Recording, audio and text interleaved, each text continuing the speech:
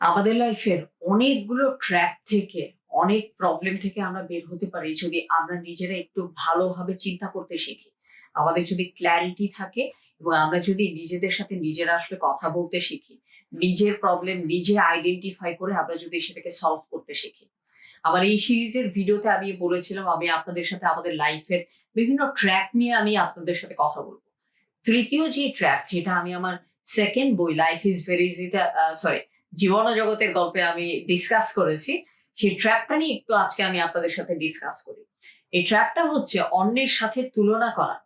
দেখুন, আমাদের লাইফের একটা বড় সময় আসলে চলে যায় অন্যের সাথে তুলনা করে, এবং যেই টাইমটায় অন্য একটা মানুষের সাথে আমরা নিজের তুলনা করি, সেই মুহূর্তটায় আমরা কিন্তু নিজেদের ভেতরে এমন কিছু নেগেটিভ ভাইব নিয়ে আসি। যদি আমরা সেই কম্প্যারিজনটাকে প্রপারলি ডিল করতে না পারি, আমরা এমন কিছু নেগেটিভিটিকে বা এমন কিছু এনার্জি ড্রেইনিং সাইকোলজিকে আমাদের ভেতরে আসার সুযোগ করে দেই, যেটা পরবর্তীতে আমাদের লাইফস্টাইল থেকে শুরু করে আমাদের জীবন চলার পথকে অনেক বেশি বিষাক্ত এবং অনেক বেশি বন্ধুর করে তোলে।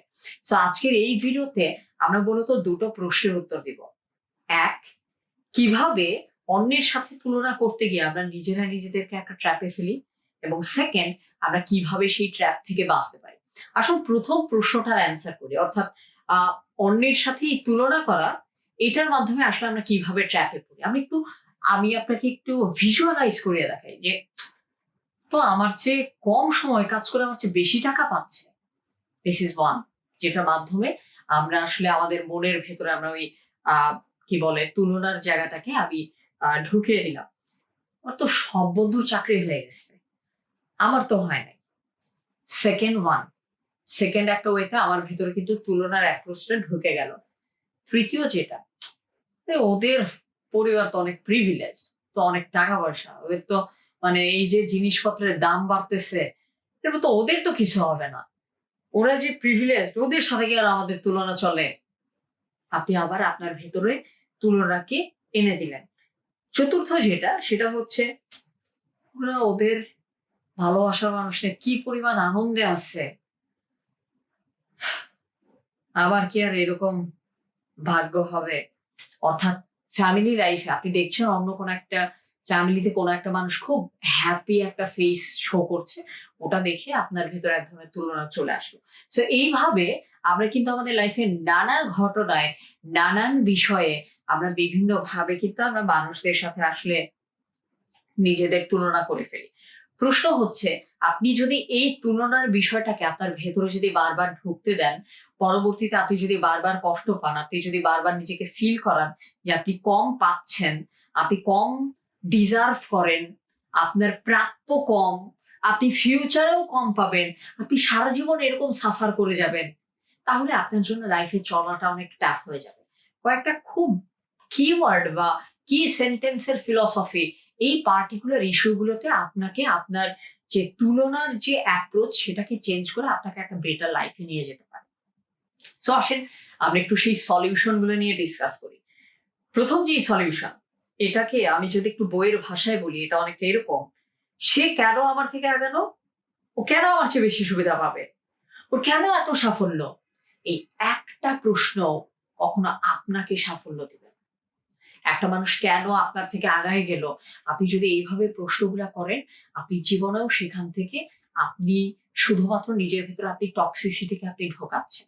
সেক্ষেত্রে তাহলে সমাধান হতে পারে কি, আমি যখন আমার বয়সী কাউকে আমার থেকেও বেশি স্কিলড, আমার থেকেও বেশি অ্যাডভান্সড বা আমার থেকেও বেশি গ্রোয়িং একটা পজিশনে দেখি, তখন আমি সব সময় চেষ্টা করি তার সম্পর্কে জানতে, সে কি কি অ্যাকশন নিয়েছিল, সে কিভাবে আস্তে আস্তে এগিয়েছিল।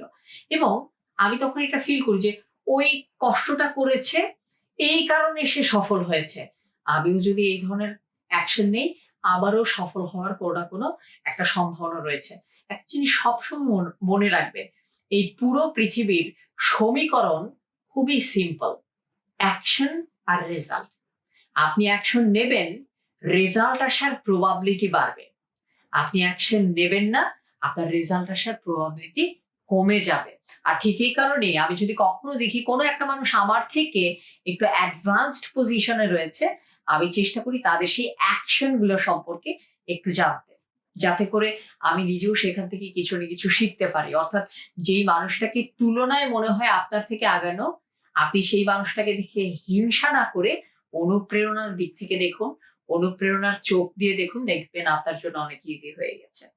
সেকেন্ড ওয়ান, একটা জিনিস সবসময় মনে রাখবেন, প্রত্যেকটা মানুষের জীবন হচ্ছে আলাদা এবং এই ক্ষেত্রে খুবই পপুলার একটা এক্সাম্পল রয়েছে যে অনেকে 22 বছর বয়সে পাশ করে বেকার হয়ে 5 বছর পরে চাকরি পায়, আবার কেউ 27 বছর বয়সে বের হয়েই চাকরি পায়। ওবামা প্রেসিডেন্সি ছাড়েন 55-তে, আর ট্রাম্প প্রেসিডেন্সি শুরু করেন 71-এ। অর্থাৎ তাদের, ওনার যখন বয়স ছিল 71, অর্থাৎ এক একটা মানুষ আসলে তার জীবনের এক একটা স্টেজে এক এক জিনিস পান। এক জিনিস আমি সবসময় বিলিভ করি এবং যেটা আমাকে এই তুলনা ট্র্যাপ থেকে সবসময় বাঁচায়, সেটা হচ্ছে রিজিক। রিজিকে আমি খুব বিশ্বাস করি। আপনার রিজিক আপনি খেয়েই পৃথিবী থেকে যাবেন। আপনিও অন্যের রিজিক খেতে পারবেন না, অন্য কেউ আপনার রিজিক খেতে পারবে না। আর ঠিক এই কারণে আপনি যদি রিজিকে বিশ্বাস করেন, আপনি কখনো অন্য কারোর সাথে তুলনার মাধ্যমে আপনি কখনোই নিজেকে দুর্বল, নিচু এবং সেই জায়গা থেকে আপনি পিছিয়ে আছেন এটা আপনি কখনোই ভাববেন না। ফাইনালি যে একটা সেন্টেন্স আসলে আমাকে অনেক অনেক হেল্প করেছে তুলনার এই অ্যাপ্রোচ থেকে বের হয়ে আসতে, সেটা হচ্ছে আপনি কখনো নিজেকে একটা ডেডলাইনে আটকে দেবেন না। জীবনকে আপনি তার গতিতে চলতে দিন। আবার তার মানে এই না আপনি কোনো সেন্স অফ রেসপন্সিবিলিটি দেখাবেন না, আপনি সময় থাকতে ডিসিশন নেবেন না। আপনি সময় থাকতেও ডিসিশন নেবেন, সময় থাকতে চেষ্টা করবেন, বাট একই সাথে এটাও মেনে নিন জীবন তার আপন গতিতে আপনাকে সঠিক সময়ে সঠিক ব্যক্তি, সঠিক প্রাপ্তি, সঠিক সমাধান এবং সঠিক সত্যের মুখোমুখি আপনাকে করবে। আর ঠিক এইভাবে আপনি যদি আপনার লাইফ সম্পর্কে মাঝে মাঝে একটু চিন্তা করেন, আপনার ভিতরে ক্ল্যারিটি আসবে। ক্ল্যারিটি আসা মানে আপনি আপনার লাইফের ডিসিশন গুলো ভালোভাবে নিতে পারবেন, প্রবলেম গুলোকে আপনি ভালোভাবে মিনিমাইজ করতে পারবেন এবং আপনি আপনার ফুল লাইফের, আপনার যদি কোনো গ্যাপ থাকে, লিমিটেশন থাকে, আপনার জন্য এরিয়া অফ ইমপ্রুভমেন্ট গুলোকেও আইডেন্টিফাই করা খুব ইজি হবে। আপনার যদি মনে হয় life related, decision making related এবং আমাদের হিউম্যান সাইকোলজি রিলেটেড এই আলোচনাগুলো আপনার প্রতিষ্ঠানে হওয়া প্রয়োজন, আপনার ব্যবসা প্রতিষ্ঠান, আপনার corporate organisation, government organisation, development organisation, non profit organisation, feel free to call on the number. I'll be more than happy to join your internal or external programs to discuss about these issues. So আমার খুবই ভালো লাগবে আমি যদি আপনাদের সাথে এই বিষয়গুলো নিয়ে আরো সামনাসামনি কথা বলার সুযোগ পাই। সো দেখা হবে আপনাদের সাথে নেক্সট কোনো একটা ভিডিওতে কিংবা নেক্সট কোনো একটা ট্রেনিং ইভেন্ট।